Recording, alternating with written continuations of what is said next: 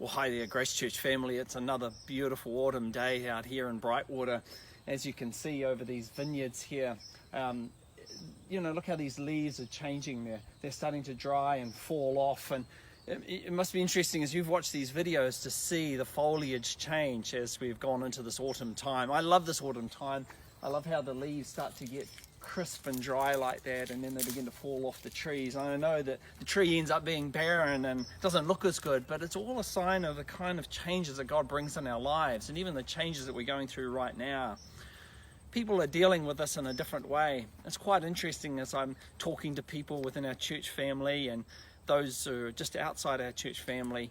Some are just sort of like, well, we'll be over this soon, and others are struggling more, and some are quite fearful.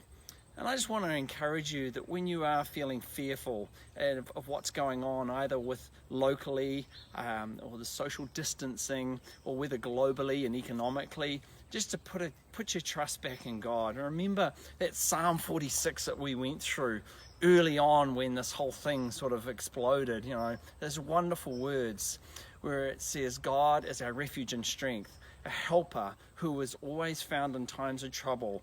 And then it says, therefore we will not what? We will not fear, right? We will not fear though the earth trembles and the mountains topple into the depths of the sea. Even if the world gets shaken, we won't fear because we have a God who will not change, and it'll be there for us always. Hey, just a few general things for you regarding church life. We're in lockdown 3 right now, so there's a little bit of an ease in restrictions, and I hope you're enjoying some of that. Perhaps someone can enter into your bubble and you can enjoy someone in your family that can be eating with you now. And boy, they are small pleasures we enjoy, aren't they? And then, Lord willing, we get to go into number 2, lockdown 2, which means that, it's alert level 2, I should say. And we might be able to be gathering in small groups. And this is something I'm so looking forward to, and I hope that you are too.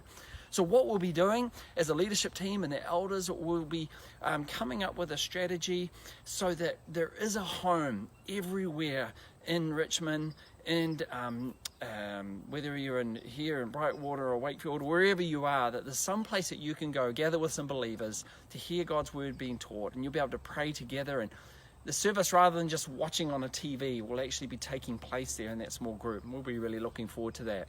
The elders are really concerned for you as a church family, and they're praying for you regularly.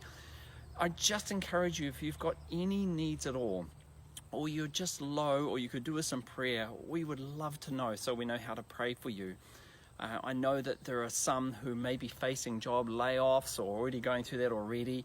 It's so helpful as a church body that we can know these things.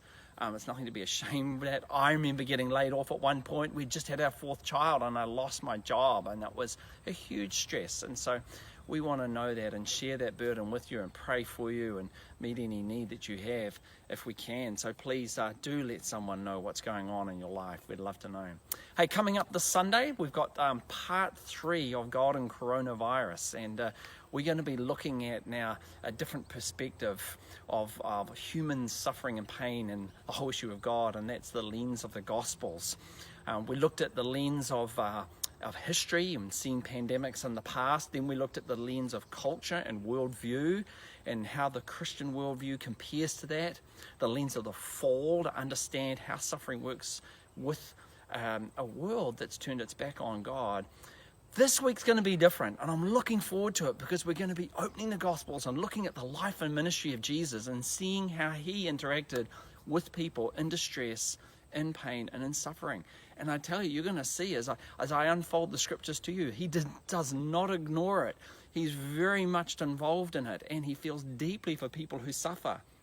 There are times, however, when Jesus purposely does not meet suffering, and he has a purpose for that. He waits until a certain time, and we're going to see an amazing story in John chapter 11, where Jesus delays his coming purposely so that he can reveal himself to those who need to know him deeper in that situation. And we're going to learn a lot about how God, sometimes it seems he doesn't care, he's not doing anything. Actually, he is.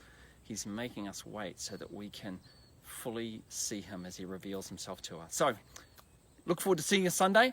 Well, you'll get to see me anyway. So that'll be www.gracechurch.co.nz, or you can go to Faith Life and you can find us there, and the services will be online for you. There'll be also some things for kids, so look out for that, because there's some being work done for children's ministry as well. So we'll see you later. You have a great day.